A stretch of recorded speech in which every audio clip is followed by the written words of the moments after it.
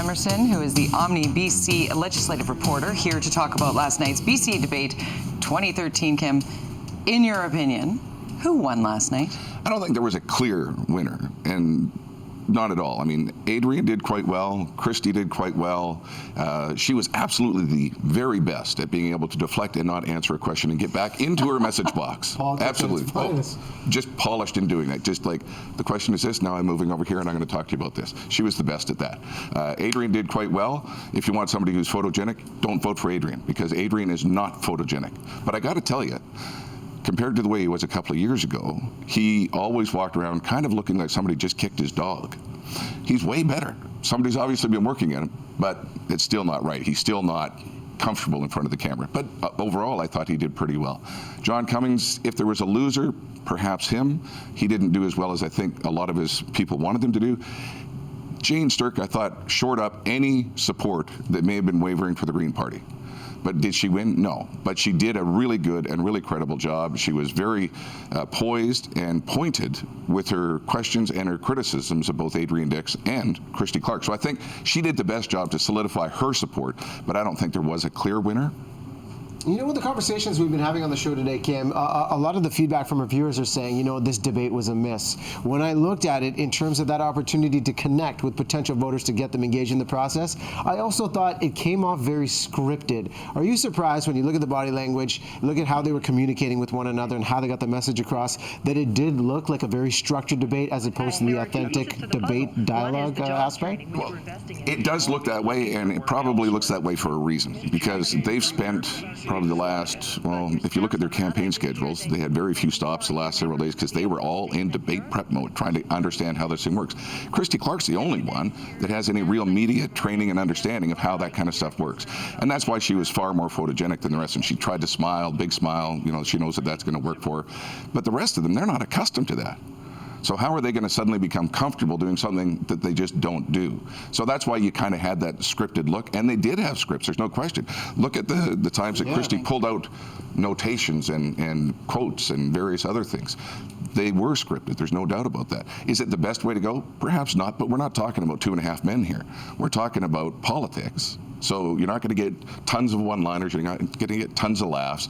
These people are trying to do what's best for the people of BC in all facets, health, education, social services, you name it. So it's not going to be scintillating conversation. It is very complex, and you're right. And I think so many of us just wish they'd put them in a room and make them go at it and figure it out. But that's not going to get to the topics we need to cover. So that good point made by you.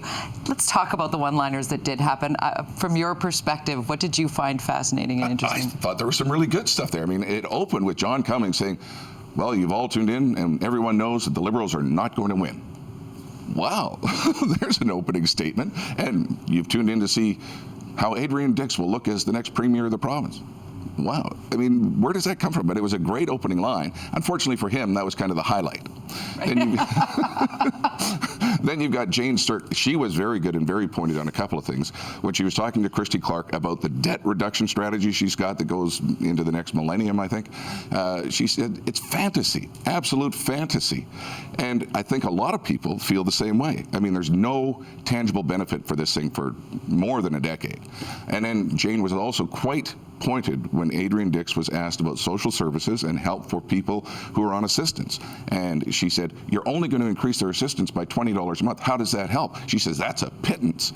And she went at him really hard. I was quite surprised. And I thought that that was excellent theater right there when she was hammering away at Adrian Dix, because the NDP, you have to understand, has always been the champion of the underdog, the people who are down and out. And there, Jane Sturck just pulled all of that away from them. So I thought that was quite good. Well, you know, Christy Clark was the brunt of a great deal of criticism from all of the leaders in last night's debate, and I guess that can be expected, you know, having been the leader of this province for the last couple of years. 2 weeks away from Election Day, what do you foresee now? Now all the platforms have been revealed. What do you foresee in terms of strategy for each of these parties? It's rally the troops, rally the troops, rally the troops. I mean, that's all they've got left. They've got nothing new to say. All they've been doing for past several days is reacting to what the other people are doing. That's what Christie's done right from the beginning, because she laid out her whole platform. There was no news left to get into the news cycle, so she spends most of her time talking about what Adrian Dix is doing. I don't know that that's necessarily a good strategy, but that's what she's doing.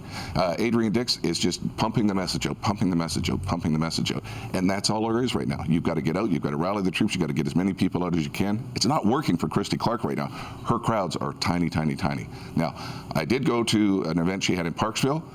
I fit in, didn't need camouflage. Old white guy, gray hair, fit right in there. Those were my people, but they came out in bigger numbers than any place else that she's been to so far. So that, up till then, maybe if she had a dozen or 24 people at an event, that's big. That's a big deal. She should be able to have 200, 300, 400 people out there. Well, let's just hope no matter how people vote, they get out and vote on the 14th of And May. it's easier than ever. Yes. Absolutely. You can go today. Vote today. You don't have to wait till the 14th. Go to a district electoral office. You can cast your vote. It won't be counted until a little later, but it could make a huge difference. I mean, there's no reason for anybody not to have the time to get out and vote. There you go. Well, the conversation is going to continue. Kim, thanks so much for weighing in week after week. We hope to share your insight next week as well here on the show. And keep your comments coming on Facebook. There's been some great ones reacting to last night's debate. Breakfast Television of Vancouver is where you find us.